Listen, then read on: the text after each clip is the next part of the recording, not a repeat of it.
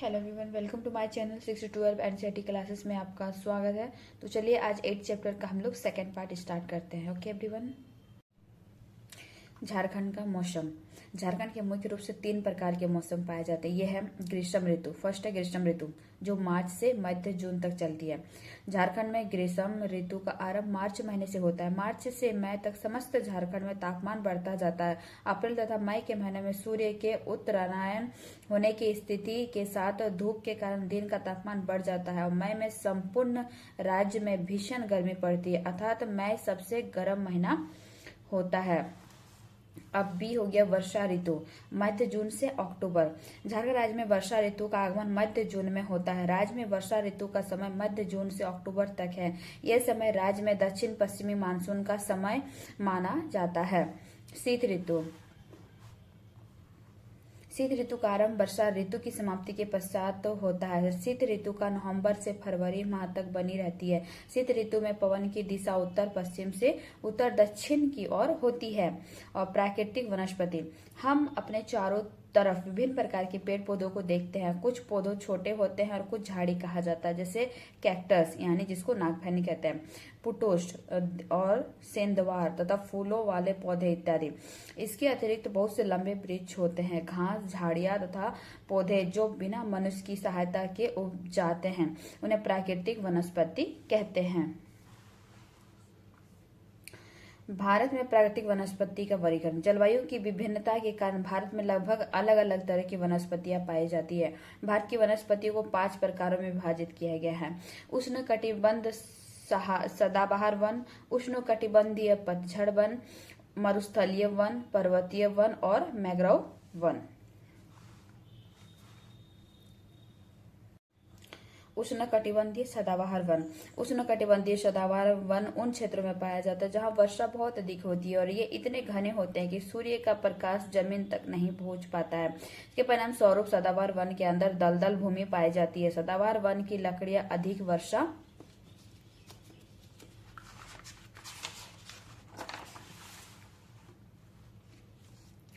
एवं अत्यधिक तापमान के कारण बहुत कठोर होती है। ये वन वर्षा के अलग अलग समय में अपनी पत्तियां गिराते हैं, जिसके कारण ये वन वर्ष भर हरे भरे दिखाई देते हैं। इन वनों के विस्तार अंडमान निकोबार द्वीप समूह, उत्तर पूर्वी राज्यों के कुछ भागों तथा पश्चिमी घाट की संकरी पट्टी में पाए जाते हैं। इन वनों में पाए जाने वाले प्रमुख वृक्ष है महोगनी, एबोनी तथा रोजवुड। और एवरीवन, ये जो आपके ये वन आते हैं, जितने उष्णकटिबंधीय वन हो गए, चाहे मरुस्थलीय वन हो गया, सब एग्जाम में पूछा जाता है एवरीवन। ओके, तो इसके लिए थोड़ा सही से सुनिए और आप एनसीईआरटी को पढ़ते जाइए। ओके एवरीवन, चलिए आगे पढ़ते हैं। यहाँ पे दिया कटहल एक सदाबहार वन में पाया जाने वाला वृक्ष है, लेकिन झारखंड में कटहल के वृक्ष काफी मात्रा में पाए जाते हैं। देखिए, भारत के प्राकृतिक वनस्पति, ये जो ब्लैक में है ना, ये उष्णकटिबंधीय सदाबहार वन है। ऑरेंज में है उष्णकटिबंधीय पतझड़ वन, और जो ग्रीन में पर्वतीय वन, और जो आपको हल्का ऑरेंज में है मैंग्रोव वन, और ये उष्णकटिबंधीय कटीले वन यहाँ पे बताया गया है। देखिए, ये सब पर्वतीय वन, यहाँ पे पर्वत है वो पर्वतीय वन, और उष्ण कटिबंधीय पतझड़ वन। पूरे भारत में अधिकतर आपको उष्ण कटिबंधीय पतझड़ वन ही दिखाई देगा। और येलो में उष्ण कटिबंधीय कटीले वन इधर, क्योंकि यहाँ रेगिस्तान है, इसके वजह से यहाँ कटीले वन। ओके, चलिए आगे पढ़ते हैं।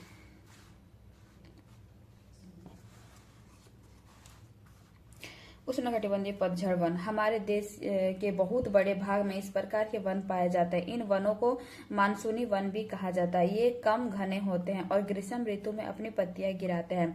इन वनों में पाए जाने वाले महत्वपूर्ण वृक्ष साल, सागौन, पीपल, नीम एवं शीशम है। ये मध्य प्रदेश, उत्तर प्रदेश, झारखंड, छत्तीसगढ़, उड़ीसा तथा महाराष्ट्र के कुछ भागों में पाए जाते हैं। अब मरुस्थलीय वन। इस प्रकार की वनस्पतियां देश के शुष्क भागों में पाई जाती है। पानी की क्षति को कम करने के लिए इनकी पत्तियों को बड़े बड़े कांटे होते हैं। यहाँ उगने वाले महत्वपूर्ण वृक्ष है कैक्टस, बबूल, कीकर, खैर इत्यादि। ये राजस्थान, पंजाब, हरियाणा, पश्चिमी घाट के पूर्वी ढालों तथा गुजरात में पाए जाते हैं। पर्वतीय वन। पर्वत में ऊंचाई के अनुसार वनस्पतियों के विभिन्न प्रकार पाए जाते हैं। समुद्र तल से 1500 मीटर से 2500 मीटर की ऊंचाई के बीच पेड़ों का आकार शंखवार होता है। ओके एवरीवन, थोड़ा ध्यान दीजिएगा, एग्जाम लायक है। इसीलिए इसे शंकुधारी वृक्ष कहते हैं और इस वन को शंकुधारी वन कहते हैं। उनकी पत्तियां पतली होती है एवं लकड़ियां बहुत ही हल्की तथा मुलायम होती है। इन वनों के महत्वपूर्ण वृक्ष है चीड़, पाइन तथा देवदार। अब मैंग्रोव वन। ये वन मुख्य रूप से डेल्टाई क्षेत्र में पाए जाते हैं एवं खारे पानी में भी रह सकते हैं। पेड़ों की जड़ें आधा पानी में डूबी रहती है। ये मुख्यतः पश्चिम बंगाल के सुंदरवन डेल्टा तथा अंडमान निकोबार द्वीप समूह में पाए जाते हैं। प्रमुख वृक्षों में बैंत और सुंदरी है। झारखंड की प्राकृतिक वनस्पति। झारखंड की प्राकृतिक वनस्पति को दो वर्गों में रखा जा सकता है, उष्णकटिबंधीय आर्द्र पतझड़ वन, उष्णकटिबंधीय शुष्क पतझड़ वन। मैंग्रोव वन में पाई जाने वाली पेड़ों की एक प्रजाति सुंदरी है। इसी प्रजाति के नाम पर गंगा ब्रह्मपुत्र डेल्टाई क्षेत्रों का नाम सुंदरवन पड़ा है। और क्या आप जानते हैं कि झारखंड के कुल क्षेत्रफल में 29.61% भाग पर वन पाए जाते हैं। और ये उष्णकटिबंधीय आर्द्र पतझड़ वन। उष्णकटिबंधीय आर्द्र पतझड़ वनों का विकास झारखंड के उन क्षेत्रों में हुआ है जहां औसत वार्षिक वर्षा 120 सेंटीमीटर से अधिक होती है। ये वन रांची, लोहरदंगा, गुमला, सिमडेगा, सारेकेला, पूर्व एवं पश्चिमी सिंहभूम, धनबाद एवं संथाल परगना जिलों में मुख्य रूप से पाए जाते हैं। मुख्य वृक्ष साल, सागवान, शीशम, गम्हार, करंज, खेर, जामुन, कटहल, आम आदि।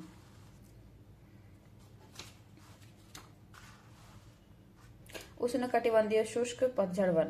शुष्क पतझड़ वनों का विकास वैसे क्षेत्रों में हुआ है जहां औसत वार्षिक वर्षा 120 सेंटीमीटर से कम होती है। ये वन उत्तरी गढ़वा, पलामू, लातेहार, चतरा, उत्तरी हजारीबाग, गिरिडीह, कोडरमा और देवघर जिलों में पाए जाते हैं। मुख्य वृक्ष महुआ, खैर, पलास, आसन और आमलतास आदि है। वनों की आवश्यकता। हमारा झारखंड प्राकृतिक वनस्पति की दृष्टि से बहुत ही संपन्न राज्य है। झारखंड एक जनजातीय बहुल्य राज्य है जहाँ की अधिकांश जनजातियां वनों पर ही निर्भर है। यहाँ की जनजातियां जंगलों से बहुत सारे उत्पादों को इकट्ठा कर अपनी आवश्यकताओं की पूर्ति करते हैं एवं बाजारों में ले जाकर बेचते हैं, जैसे लाल केंदू पत्ता, बांस, सखुआ पत्ता एवं दातून, कत्था, औषधीय पौधे, आंवला, चिरैता, गोंद इत्यादि। वन्य प्राणी। वन्य प्राणी एवं वन हमारे लिए अत्यंत महत्वपूर्ण प्राकृतिक संपदा है। मनुष्य वन्य जीवन एवं वनों का परस्पर घनिष्ठ संबंध है, क्योंकि इसमें किसी भी प्रकार के व्यवधान से संतुलन बिगड़ता है और प्रत्येक को हानि होती है। वन विभिन्न प्रकार के वन्य जीव का आश्रय स्थल होता है। वनों में जंतुओं की हजारों प्रजातियां पाई जाती है। बाघ हमारा राष्ट्रीय पशु है। यह देश के विभिन्न भागों में पाया जाता है। गुजरात के गिर वन में एशियाई शेरों का निवास है। जंगली सुअर राजस्थान में अरावली पर्वत श्रृंखलाओं के जंगलों में नमी वाले इलाकों में समूह में पाया जाता है। यह सींग वाले गैंडे असम में जंगलों में घूमते हैं, जबकि हाथी उत्तर में तराई के घने तथा दक्षिण में केरल के जंगलों में पाया जाता है। ऊंट भारत के रेगिस्तान तथा जंगली गधा कच्छ के रण में पाया जाता है। जंगली बकरी, हिम, तेंदुआ, भालू इत्यादि हिमालय के क्षेत्र में पाए जाते हैं। भारत में पक्षियों को भी ऐसी ही प्रचुरता है।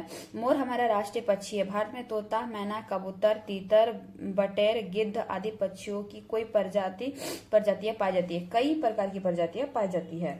पक्षी को संरक्षण देने हेतु देश में पक्षी अभ्यारण्य की स्थापना की गई है। इसमें राजस्थान का भरतपुर पक्षी अभ्यारण्य प्रमुख है। देखिए वन्य प्राणी का देखिए दिया हुआ चित्र में ना वन्य प्राणी का दिया हुआ है।